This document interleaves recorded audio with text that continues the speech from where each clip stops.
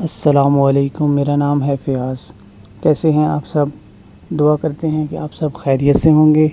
آج ہم پھر دوبارہ ایک ویڈیو کے ساتھ حاضر ہوئے ہیں۔ آج کی ہماری ویڈیو ہے دو بھائیوں کا ایسا واقعہ کہ جس میں ہمارے لیے اخلاقی سبق موجود ہے۔ تو ویڈیو کا آغاز کرتے ہیں۔ واقعہ کچھ اس طرح ہے کہ دو بھائی ہیں۔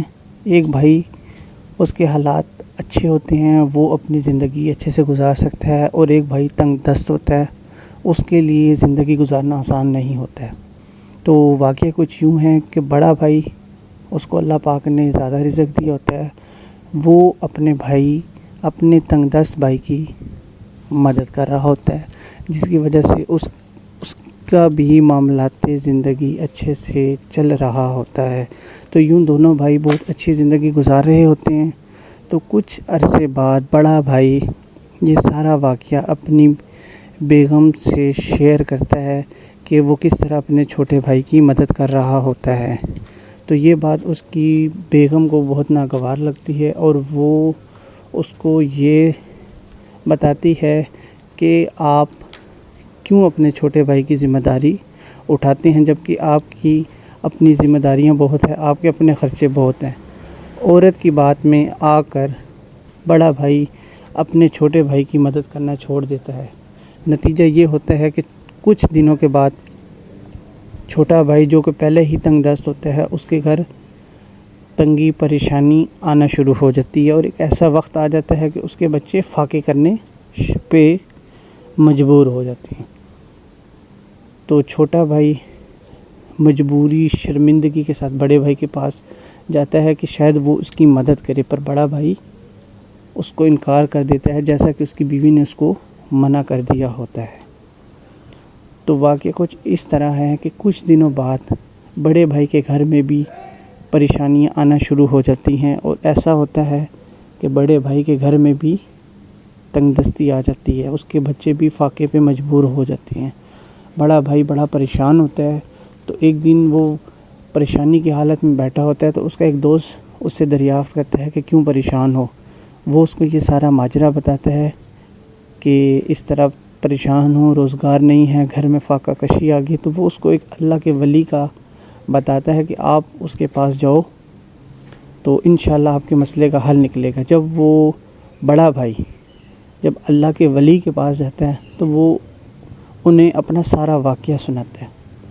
تو اللہ کے ولی اس کا واقعہ سن کے مسکراتے ہیں، اور اسے پوچھتے ہیں کہ یہ بتاؤ، پہلے تم کون سا ایسا ضروری کام کر رہے تھے جس کی وجہ سے تمہاری معاملات زندگی صحیح چل رہی تھی؟ ٹھیک ہے، وہ جیسے ہی تم نے وہ کام ترک کیا ہے تو تم پہ آزمائشیں پریشانیاں آ گئی ہیں۔ تو بہت سوچنے کے بعد اس کے ذہن میں یہ بات آتی ہے کہ جب اللہ پاک نے اس کے معاملات اچھے رکھے ہوتے ہیں، اس کی زندگی اچھی گزر رہی ہوتی ہے، تو وہ اپنے چھوٹے بھائی کا بھی خیال رکھ رہا ہوتا ہے۔ تو جب یہ بات وہ اللہ کے ولی کو بتاتا ہے کہ اس طرح وہ کیسے وہ اچھے وقت میں اپنے تنگ دست بھائی کا خیال رکھ رہا ہوتا ہے، اور بیوی کے کہنے پہ وہ اپنے بھائی کا خیال رکھنا چھوڑ دیتا ہے، اور اس کے تنگ دست بھائی کے گھر میں اس کے بچے فاقے پہ مجبور ہو جاتے ہیں۔ تو اللہ کے ولی مسکراتے ہیں اور کہتے ہیں کہ اے شخص، تمہیں جو رزق مل رہا تھا وہ تمہیں تمہارے چھوٹے بھائی کے نصیب کا مل رہا تھا۔ تو اس ویڈیو میں اخلاقی سبق یہ ہے کہ انسان کو جو رزق مل رہا ہوتا ہے وہ اس کی قابلیت پہ نہیں مل رہا ہوتا۔ اگر انسانوں کو رزق قابلیت پہ مل رہا ہوتا تو بے زبان جانور بھوکے مر جاتے۔ جتنا اللہ پاک نے ہمارے نصیب میں رزق لکھا ہے، ہمیں اتنا ہی ملنا ہے۔ لیکن اگر ہم اپنے رزق میں اور بھی لوگوں کو شامل کریں گے، اور بھی لوگوں کا رزق ہمارے رزق کے ساتھ جڑے گا، تو اللہ پاک ہمارے رزق میں اضافہ کر دیں گے۔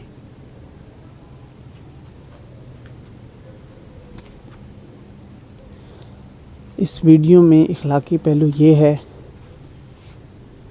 کہ ہمیں، اگر اللہ پاک کی ذات نے ہمیں اچھے رزق سے نوازا ہوا ہے، تو ہم نے دیکھنا یہ ہے کہ کیا ہمارے خاندان میں، سب سے پہلے اپنے گھر سے سٹارٹ کرنا کہ کیا میرے گھر میں کوئی ایسا فرد تو نہیں ہے جو پریشان ہے۔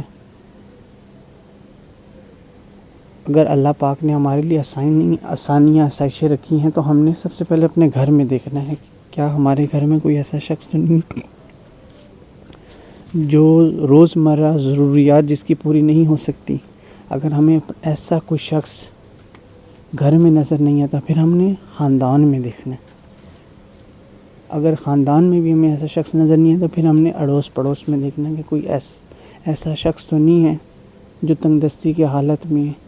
دیکھیں، ویڈیو بنانے کا مقصد یہ ہے کہ ہماری کی گئی ایک نیکی ہمیں اللہ کی رحمت کے قریب کر دیتی ہے، اور ہمارا کیا گیا کوئی ایک ظلم جو ہم اللہ کی مخلوق کے ساتھ کرتے ہیں، ہمیں اللہ کے عذاب کا شکار بنا دیتا ہے۔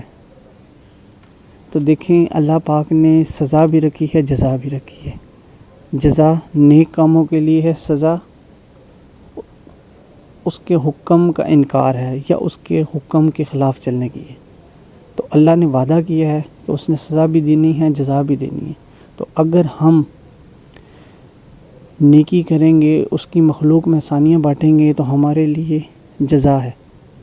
اگر ہم ہمارے ہاتھوں سے لوگوں کے لیے تکلیف، پریشانیاں یہ بٹیں گی تو ہمارے لیے سزا ہے۔ پھر یہ ہے آج کی ویڈیو۔ ملتے ہیں اگلی ویڈیو کے ساتھ۔ اپنا بہت سارا خیال رکھیے گا۔ اللہ حافظ۔